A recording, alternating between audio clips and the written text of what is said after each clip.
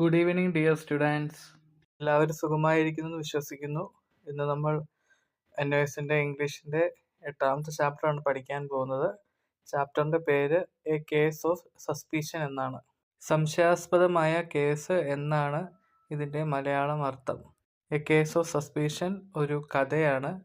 എഴുതിയ റൈറ്ററിൻ്റെ പേര് E. Wallace എന്നാണ്. കഥയിലെ പ്രധാന കഥാപാത്രങ്ങൾ ഡോക്ടർ ബെൻസണും ഇവാൻസും ആണ്. ബെൻസൺ ഒരു ഡോക്ടറാണ്, അതോടൊപ്പം തന്നെ ഇവാൻസ് ഒരു ഡ്രൈവറും ആണ്. The suspense story A case of suspicion is written by E. Wallace. In this story, E. Wallace picturizes a doctor named Dr. Benson falsely suspects a good man Evans of stealing his watch. Benson എന്ന ഡോക്ടറുടെ ജീവിതത്തിൽ സംശയം കൊണ്ട് സംഭവിക്കുന്ന ഒരു സന്ദർഭമാണ് ഈ കഥയിൽ വിവരിക്കുന്നത്. അദ്ദേഹം തൻ്റെ പ്രവൃത്തികളിൽ വളരെ താല്പര്യവും മിതത്വവും കാണിക്കുന്ന ഒരാളാണ്. ഒരിക്കൽ ഓഡ് സോർലി എന്നയാൾ അർദ്ധരാത്രിയിൽ അദ്ദേഹത്തെ വിളിക്കുന്നു. തൻ്റെ ഭാര്യയ്ക്ക് പ്രസവവേദന തുടങ്ങിയെന്നും ഉടനെ പ്രസവിക്കുമെന്നും ഓഡ് സോർലി പറയുന്നു. അർദ്ധരാത്രി പോകാൻ ബുദ്ധിമുട്ടായിരുന്നെങ്കിലും മറ്റുള്ളവരെ ശുശ്രൂഷിക്കുക എന്നത് തൻ്റെ ദൗത്യമാണെന്ന് മനസ്സിലാക്കിയിരുന്ന അദ്ദേഹം ആ മഴയും തണുപ്പുമുള്ള രാത്രിയിൽ ഓഡ് സോർലിയുടെ വീട്ടിലേക്ക് യാത്ര തിരിക്കുകയാണ്. ഇതാണ് കഥയുടെ ആദ്യത്തെ ഭാഗം എന്ന് പറയുന്നത്. ഓഡ് സോർലി എന്ന് പറയുന്ന വ്യക്തിയുടെ വീട്ടിലേക്ക് ബെൻസൺ പോവുകയാണ്. ഓഡ് സോർലിയുടെ ഭാര്യയ്ക്ക് പ്രസവവേദന അനുഭവപ്പെടുകയും ഉടൻ തന്നെ ബെൻസൺ ഡോക്ടറിനെ വിളിക്കുകയും ചെയ്തു. രാത്രിയായാലും തൻ്റെ ജോലിയിലുള്ള ആത്മാർത്ഥത മൂലം ഡോക്ടർ ബെൻസൺ ഓഡ് സോർലിയുടെ വീട്ടിലേക്ക് പോവുകയാണ്. ഒറ്റയ്ക്കായിരുന്നു അദ്ദേഹം ഓഡ് സോർലിയുടെ വീട്ടിലേക്ക് യാത്ര പുറപ്പെട്ടത്. മോശം കാലാവസ്ഥയും ആയിരുന്നു, മഴയും മഞ്ഞുമൊക്കെ ആയിരുന്നു. രാത്രിയിലാണ് അദ്ദേഹം യാത്ര തുടർന്നത്. തൻ്റെ യാത്ര മധ്യേ മോശം കാലാവസ്ഥയിൽ ഒരാൾ വഴിയിലൂടെ നടന്നു പോകുന്നത് ബെൻസന്റെ ശ്രദ്ധയിൽപ്പെട്ടു.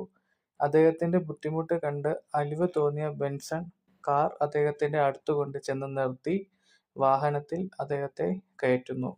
രാത്രിക്കായിരുന്നു ബെൻസൺ യാത്ര ചെയ്തിരുന്നത്. അതുകൊണ്ട് തന്നെ രാത്രിയിൽ ഒറ്റയ്ക്ക് ആകാതിരിക്കുന്നതിനാൽ തനിക്കൊരു കൂട്ടാകുമല്ലോ എന്ന് വിചാരിച്ചാണ് അദ്ദേഹം ആ വ്യക്തിയെ വാഹനത്തിൽ കയറ്റുന്നത്.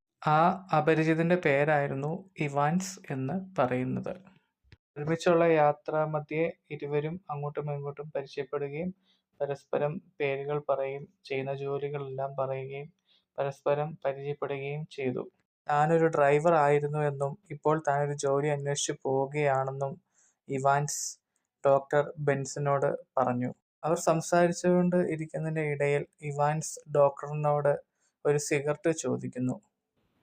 ഡോക്ടർ അത് അദ്ദേഹത്തിന് നൽകുന്നു. ഇവാൻസ് ആ സിഗരറ്റ് വലിക്കുകയും ഡോക്ടറിനോട് സംസാരിക്കുകയും ചെയ്തുകൊണ്ടിരുന്നു. കുറെ നേരം കഴിഞ്ഞ ശേഷം ഇവാൻസ് ഡോക്ടറിന്റെ പോക്കറ്റിൽ നിന്നും അനുവാദം ചോദിച്ചുകൊണ്ട് ഒരു സിഗരറ്റ് കൂടി എടുക്കുന്നു. എന്നാൽ ഡോക്ടർ ബെൻസണിന് ഇത് വളരെ അപരിചിതവും അരോചകവുമായാണ് അനുഭവപ്പെട്ടത്.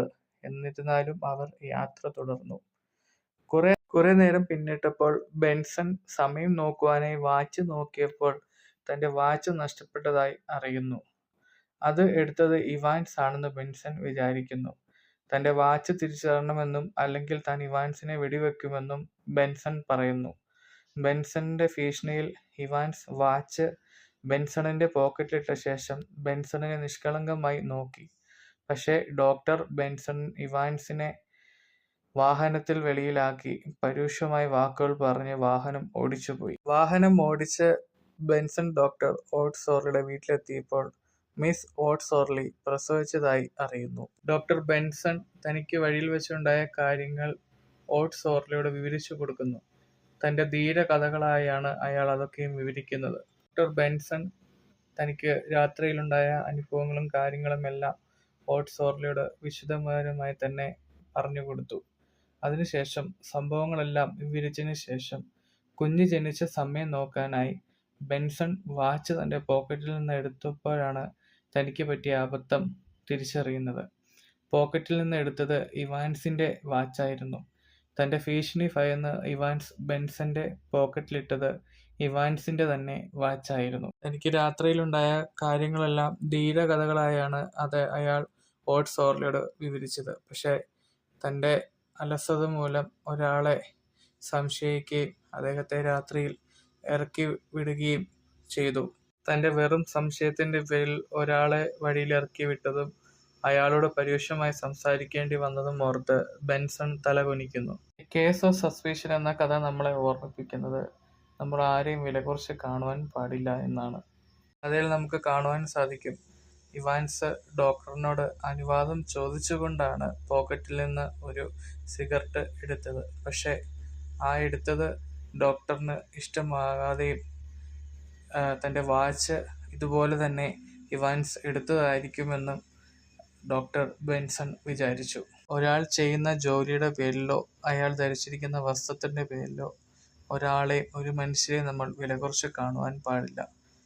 തനിക്ക് കഥാഭാഗം എല്ലാവർക്കും മനസ്സിലായെന്ന് വിചാരിക്കുന്നു. എന്തെങ്കിലും സംശയമുണ്ടെങ്കിൽ ചോദിക്കുക. Thank you.